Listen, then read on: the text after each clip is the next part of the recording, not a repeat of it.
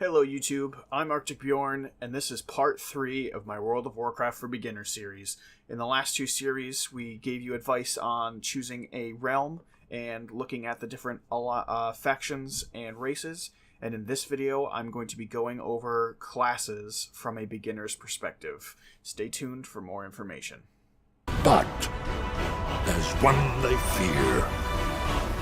In their tongue, he's Dovahkiin. Arctic Bjorn. So what are the different classes in World of Warcraft? Well, hopefully if you've gotten this far and bought the game, installed it, you already have some sort of idea on what the different classes are. But I'm going to break this down for you from a beginner's perspective and kind of give you a good summary of each of the classes. So in World of Warcraft, there is 4 different subcategories of classes. And if you're not familiar with MMO games, I will go over those. So you have your tank, which is generally your damage sponge. They're the guys with the big armor and the shields, and they're constantly keeping threat away from the more fragile members of the party.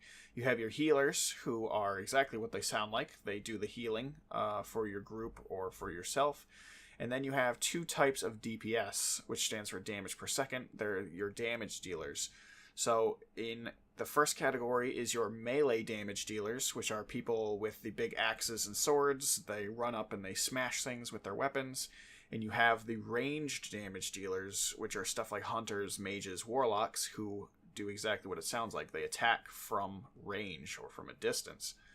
So in the first class you have to consider is the staple of World of Warcraft, which is the warrior class. Now in the description, you'll see that it says a tank or melee damage. So this class has 3 subclasses to it, which are arms, fury, and protection.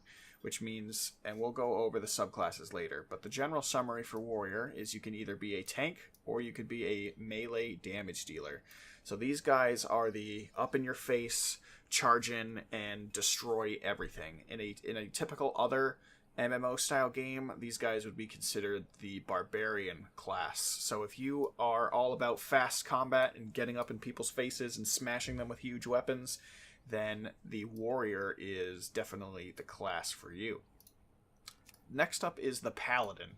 And a quick history lesson, the Paladin didn't actually used to be available to Horde until the Burning Crusade when they introduced the Blood Elf. But the Paladin is your classic do-gooder, protected by the light class. They are a Paladin in the most classic sense. And the Paladin can be a healer, can be a tank, or can be a melee damage dealer. So these guys are very versatile. So if you want kind of a mix of everything, then consider going Paladin, because they can do it all. If you want to be the big guy with the shield in the front, Paladins can do it. If you want to be the guy in the back healing people with the light of God, then you can be a healer. Or if you want to take this big mace and you want to smash things with it, you can be a Paladin too. So if your playstyle revolves around any of those 3 kind of things, then the Paladin might be for you. And in terms of the melee spec, you might be thinking, well, what's different between this and the warrior that we just talked about? Well, the warrior leaps into combat and kills everything in sight.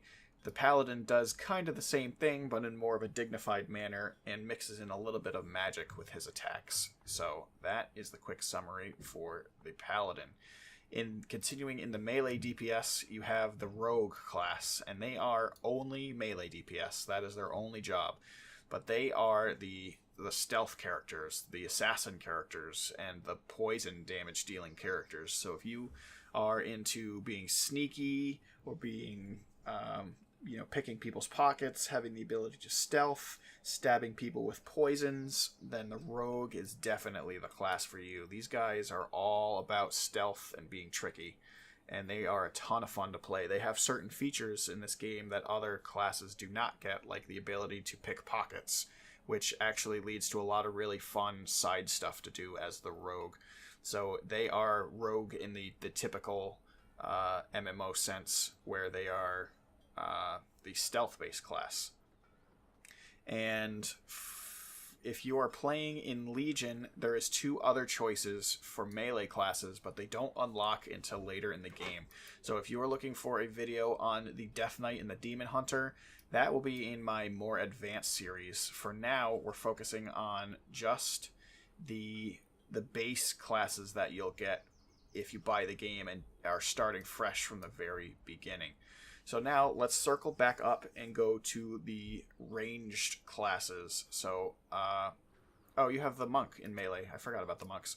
So monks, if you have at least the Mist of Pandaria expansion, are melee healers and tanks, very similar to paladins.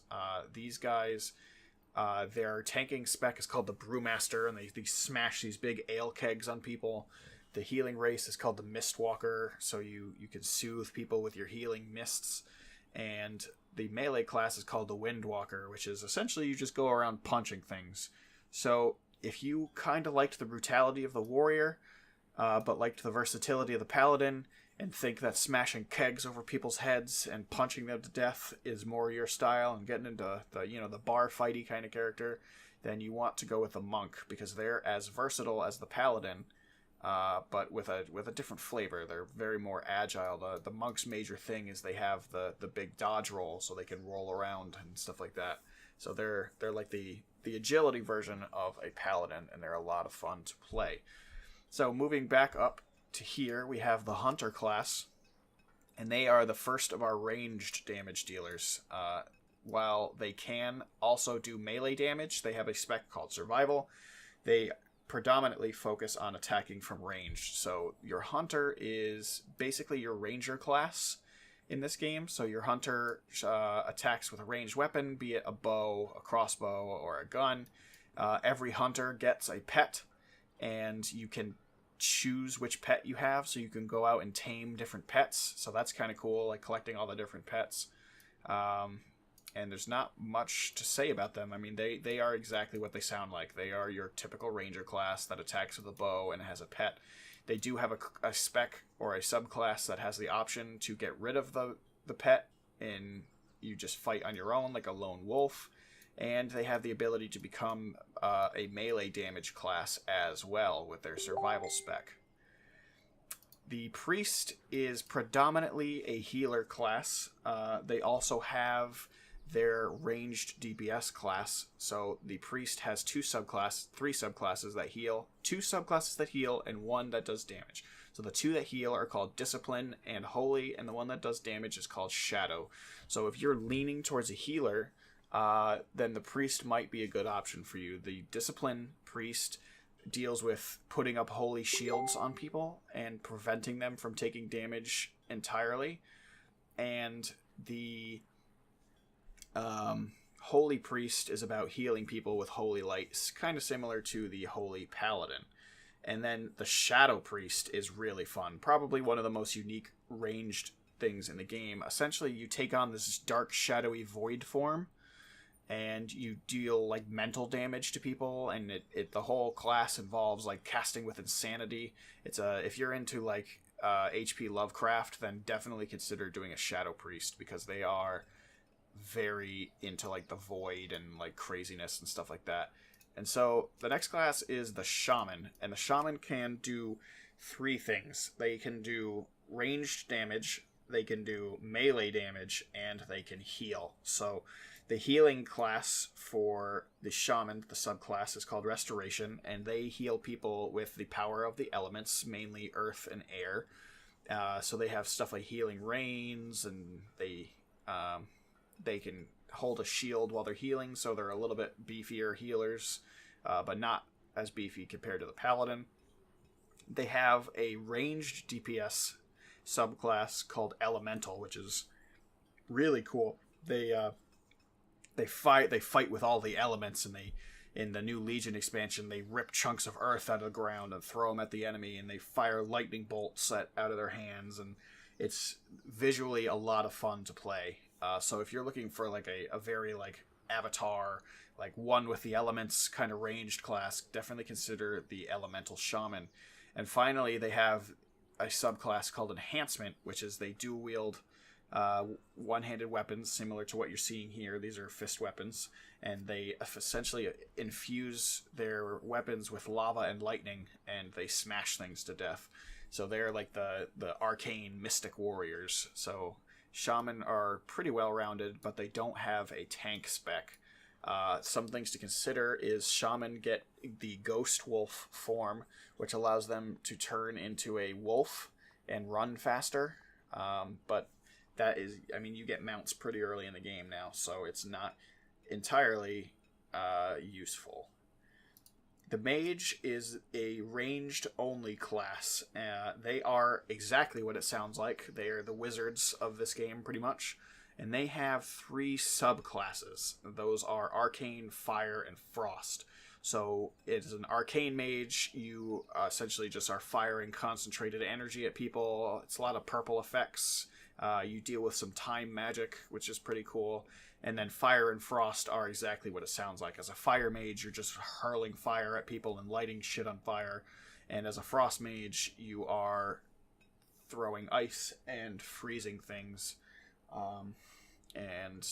But all 3 of the Mage specs are ranged damage only. So if you're looking for a very reliable ranged damage character to play, and you like cast times and being a little bit creative with your playstyle, because they are very fragile, so trying to stay alive is critical, then the Mage is a lot of fun for you. Now the Warlock is similar to the Mage, but they are much less fragile. So the Warlock deals with summoning demons and sapping life from people. They're essentially like the dark mages of this game, where in a D&D format they're similar to the Warlock. So the Warlock has 3 subclasses, and I should mention that the Warlock only does ranged damage. So the Warlock subclasses are Demonology, which is all about just summoning little demons like the one you can see back here. Affliction, which is about spreading pestilence and like sapping the life from enemies and taking life from enemies and giving it to yourself. And Destruction, which is kind of similar to a Fire Mage, where you're all about just destroying things. You're hurling these big meteors and these fire attacks and having demons come crashing down. So these guys are like the dark mages, and they're a lot of fun to play. If you're looking for a very solid ranged damage dealing class to play with that has good survivability, then you should definitely consider the Warlock, because they are pretty much everything that's fun about the Mage, but less fragile, because they can steal health from other people, and they have a demon pet that can tank for them. And then finally is the Druid class, and they are kind of the jack of all spades in this original set here. They have one of everything. So the Druid is the only class in the game that has 4 subclasses.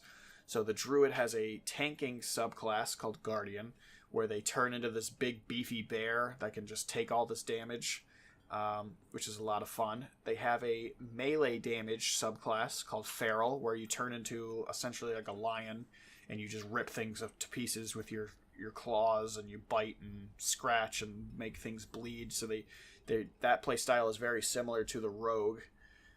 You have the Boomkin, which is called Balance, which is the ranged damage dealing subclass, which is about, invoking the power of the moon and the stars and dealing damage like lunar eclipses and, firing. You turn into this big chicken, which is kind of funny. I don't know if you know what a boomkin is, but I won't ruin that surprise for you. And you deal with solar and lunar power.